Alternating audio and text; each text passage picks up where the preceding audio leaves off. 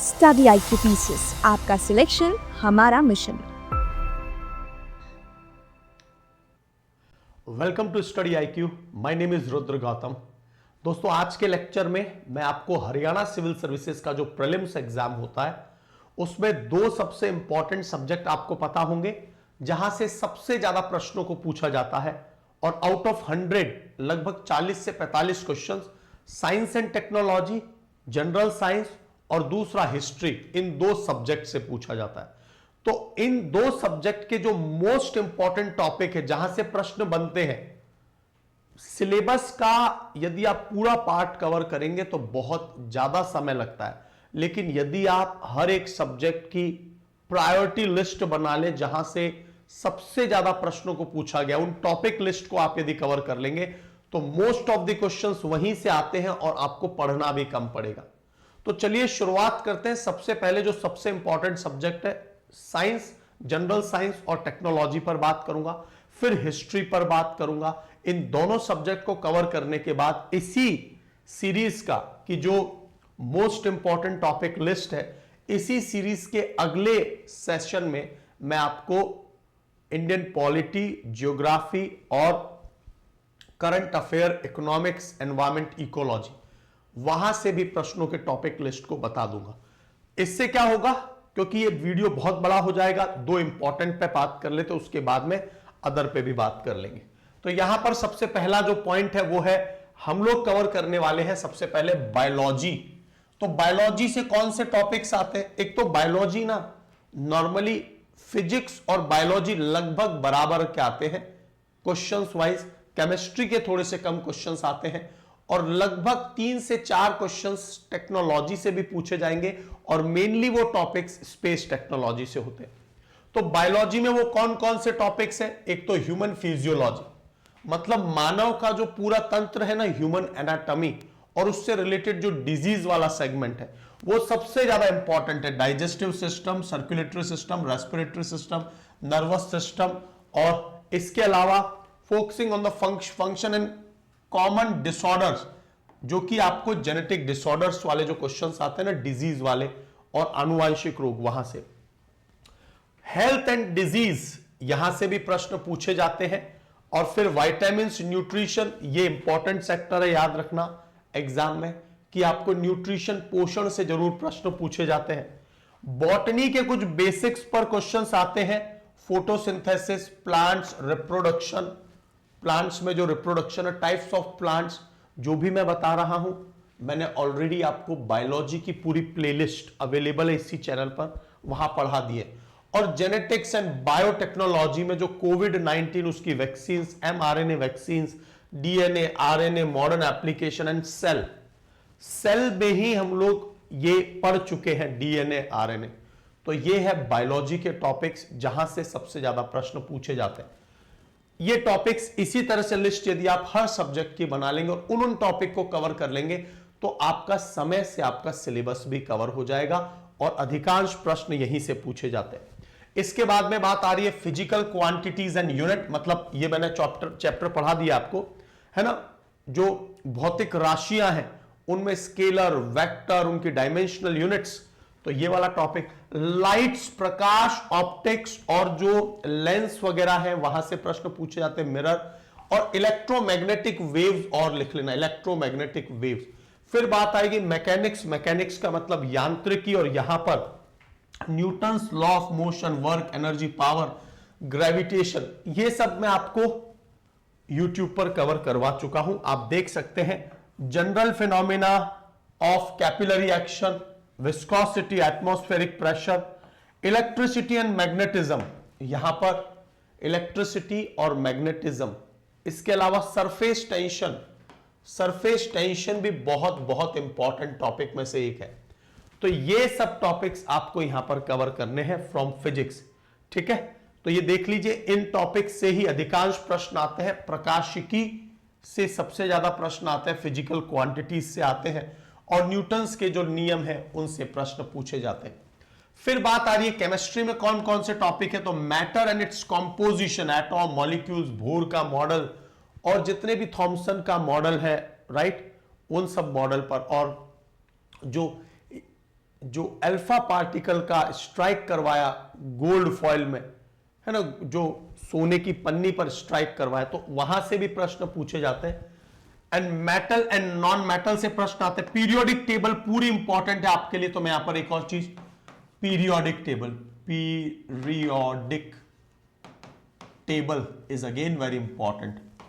और chemistry in daily life, ये मैं कई बार आपको बता चुका हूं कि क्लास 12th की जो एनसीईआरटी है उसका जो लास्ट चैप्टर है वो सबसे इंपॉर्टेंट वन है। लास्ट चैप्टर क्लास 12th की एनसीईआरटी के लिए।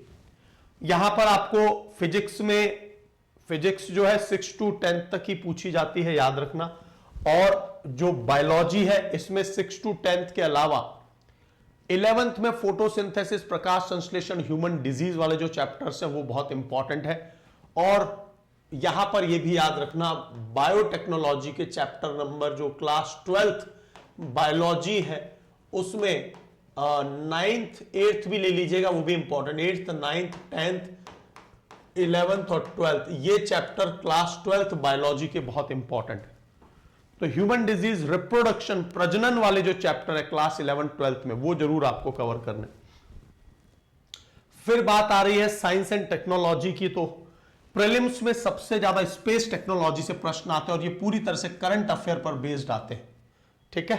तो आपको इसरो के मिशन, सैटेलाइट्स के कितने टाइप्स हैं और ऑर्बिट्स और कक्षाएं, उनसे रिलेटेड करंट अफेयर में कोई न्यूज रही है तो वो उससे related topic. Information technology, ICT, information communication technology से प्रश्न आते हैं और डिफेंस से प्रश्न आते हैं। एक दो क्वेश्चन आपको न्यूक्लियर टेक्नोलॉजी से भी पूछा जा सकता है और बायोटेक्नोलॉजी से भी पूछा जा सकता है, तो ये हम लोग कवर करेंगे, ठीक है ना। अब ठीक है, तो यहां पर आपका अगला पॉइंट आ रहा है और वो है modern Indian history and national movement. Modern Indian history and national movement. अब हम लोग हिस्ट्री पर आ रहे हैं और हिस्ट्री का ये modern history most important portion है। क्यों? मैंने आपको बताया है कि आपका जो मेंस है उसमें मॉडर्न हिस्ट्री से ही प्रश्न आते हैं, पता है ना आपको। और इसलिए मॉडर्न हिस्ट्री मेंस के लिए भी इंपॉर्टेंट हो जाता है। Modern history, post independence, world history और आर्ट एंड कल्चर, ये वो 4 एरियाज है जो मेंस में आते हैं। एंशियंट और मिडाइवल हिस्ट्री नहीं आती है। तो यहां पर फ्रीडम स्ट्रगल की जो स्टेजेस रही हैं, है ना, कि कैसे भारत में ने स्वतंत्रता प्राप्त किया, की इवेंट्स लाइक 1857 का जो विद्रोह, फिर non cooperation movement, civil disobedience movement, quit India movement 1942, ये जो फ्रीडम मूवमेंट्स है ये, और इंपॉर्टेंट जो पर्सनालिटीज थी हमेशा से उन पे प्रश्न आ रहे हैं, महात्मा गांधी, जवाहरलाल नेहरू और सुभाष चंद्र बोस। इसके अलावा ईश्वर चंद्र विद्यासागर, दादा भाई नेरोजी और राजा राम मोहन रॉय, इस तरह के जो रिफॉर्मर्स हैं, सुधारक जो है, वहां से प्रश्न जरूर पूछे जाते हैं। तो उनका पूरा बैकग्राउंड और उन्होंने क्या क्या सुधार के, किस किस प्रकार से उन्होंने समाज, अलग अलग समाज, आर्य समाज, ब्रह्म समाज, वो जो स्थापित किए। 19th century resurgence movement led by Raja Ram Mohan Roy, दादा ज्योतिबा फूले और दयानंद सरस्वती। ये कुछ सोशल एंड रिलीजियस रिफॉर्म आपको जरूर कवर करने, प्रीलिम्स के साथ साथ मेंस में भी इंपॉर्टेंट है, मॉडर्न हिस्ट्री वाला पार्ट है इसलिए। फिर कॉन्स्टिट्यूशनल डेवलपमेंट, जो संवैधानिक जो विकास हुआ भारत का, रेगुलेटिंग एक्ट आया 1773 से, उसके बाद चार्टर एक्ट्स आए और फिर भारत स्वतंत्रता का जो है ना, भारत का अप टू जो फ्रीडम ऑफ इंडिया से रिलेटेड एक्ट आए, तो ये सभी आपको पढ़ने। 1935 के जो गवर्नमेंट ऑफ इंडिया एक्ट है, मॉन्टेग्यू एंड चैम्सफोर्ड, वहां से आपके क्वेश्चंस पूछे जाते हैं। गरम दल, नरम दल, और जो ये फैक्शन 2 भाग में डिवाइड हो गए, तो वो बहुत ही इंपॉर्टेंट टॉपिक में से एक है, ठीक है। तो आपको याद रखना है कि मॉन्टेग्यू चैम्सफोर्ड 1919 का अधिनियम, 1909 का जो अधिनियम है और 1935 का अधिनियम है, फिर भारत की स्वतंत्रता का जो अधिनियम आया। तो इस तरह से मॉडर्न हिस्ट्री बहुत इंपॉर्टेंट है। फिर हरियाणा स्पेसिफिक हिस्ट्री से भी प्रीलिम्स में प्रश्न आते हैं। और यहां पर आप देखेंगे एंशियंट एंड मिडाइवल साइट्स जैसे राखी घड़ी, बनवाली और मिथाटल, ये इंपॉर्टेंट फोकस साइट है। तो आपको हरियाणा के हिस्ट्री में जो इंडस वैली सिविलाइजेशन वाली साइट्स है, बैटल ऑफ पानीपत, क्योंकि ये हरियाणा से ही संबंधित है, 1857 की रिवॉल्ट में हरियाणा का क्या रोल था, फॉर्मेशन ऑफ हरियाणा इन 1966, उसके लिए जो movement, separate state and it's official creation, यहां पर आपको राव तुलाराम जैसे लीडर्स का क्या रोल रहा 1857 की क्रांति में, बैटल ऑफ पानीपत 1526, 1556, 1771, ये तीनों ही बैटल्स, उनके डिटेल्ड फैक्शंस आपको देखने हैं। फिर देखिए एंशिएंट हिस्ट्री से प्रीलिम्स में प्रश्न आते हैं लेकिन मेंस में नहीं आते हैं, लेकिन एग्जाम के लिए पढ़ना है। तो इंडस वैली सिविलाइजेशन एक इंपॉर्टेंट टॉपिक है, ये आपको पूरा कवर करना है। वैदिक पीरियड, बुद्धिज्म और जैनिज्म, ये जो धर्म से संबंधित जो डेवलपमेंट हुए है ना, मेजर काउंसिल्स, फिलोसॉफीज, उनकी जो विचारधाराएं हैं, रॉयल पैट्रोनेज एक्सेट्रा। फिर बात आती है मौर्य और गुप्ता एम्पायर, जो चौथी शताब्दी AD, after that, anno domini जो बोलते हैं AD, after death of Jesus Christ, जो चौथी शताब्दी है। तो वहां पर गुप्ता पीरियड भी, मॉडर्न पीरियड, ये दोनों सबसे ज्यादा इंपॉर्टेंट है क्योंकि बहुत बड़ा इंफ्लुएंस हुआ है ना। वैदिक काल और उत्तर वैदिक काल में महाजनपद वगैरह जो है वो वहां से भी प्रश्न आते हैं। और उसके अलावा हर्षवर्धन का जो पीरियड था, जहां पर थानेसर उनकी राजधानी है, हर्षवर्धन, जो 7वीं शताब्दी की बात है ना।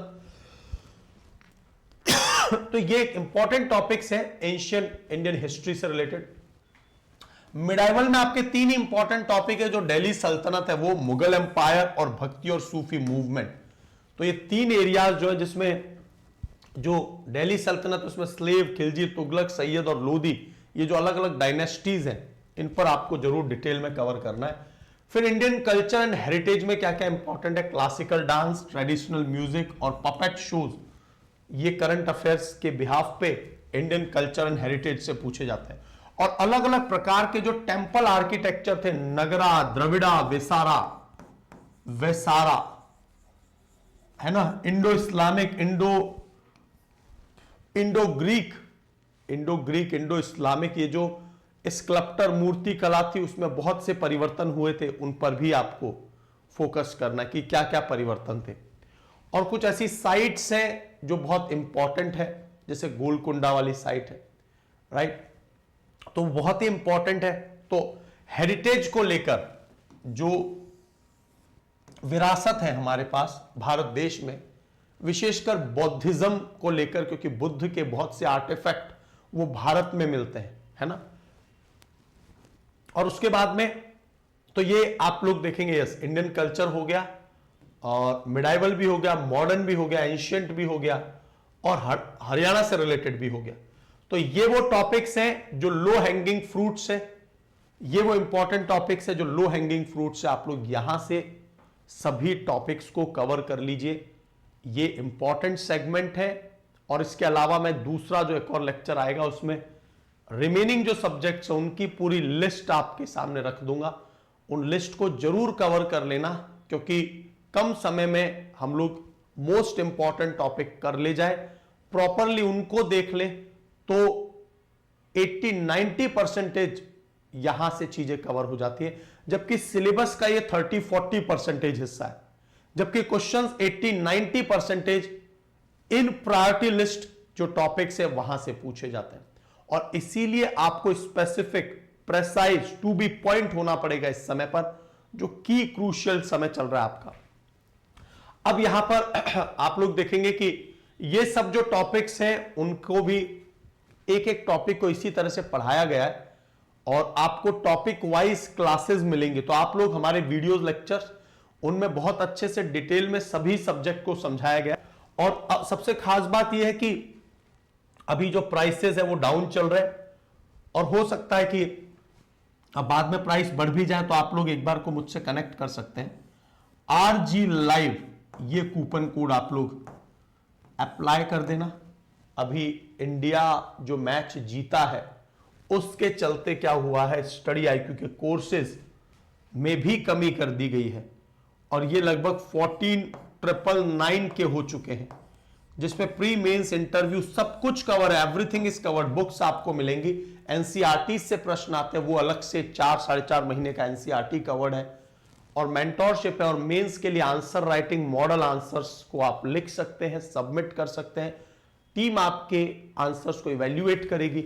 और आप लोगों को ये जो इंपॉर्टेंट टॉपिक लिस्ट है उन डायरेक्टली वीडियोस को आप देख लेंगे, क्योंकि 100% सभी वीडियोस सारे इस बैच में कवर्ड है, तो आपका कंप्लीट सिलेबस हो जाएगा। ये कूपन कोड आप लोग याद रखेंगे, RG Live, राइट। और ये कूपन कोड आप अप्लाई करके मैक्सिमम डिस्काउंट प्राप्त कर लेंगे। और जैसे ही आप लोग स्टडी IQ की वेबसाइट पर जाते हैं, जैसे ही आप लोग स्टडी IQ की वेबसाइट पर जाते हैं, यहां पहुंचते हैं, आप देखेंगे कि यहां पर स्टडी IQ के सभी बैचेस आपको मिल जाएंगे, जिसमें से आपको हरियाणा सिविल सर्विसेज की तैयारी करनी है तो हरियाणा पे क्लिक कर लेना। और हरियाणा पर ये प्रीलिम्स वाला बैच है, ये तो इसके साथ मिल ही जाएगा, लेकिन आप देखिए कि आप आरंभ बैच मैक्सिमम डिस्काउंट के साथ में मिल रहा है, इस पर क्लिक कीजिएगा।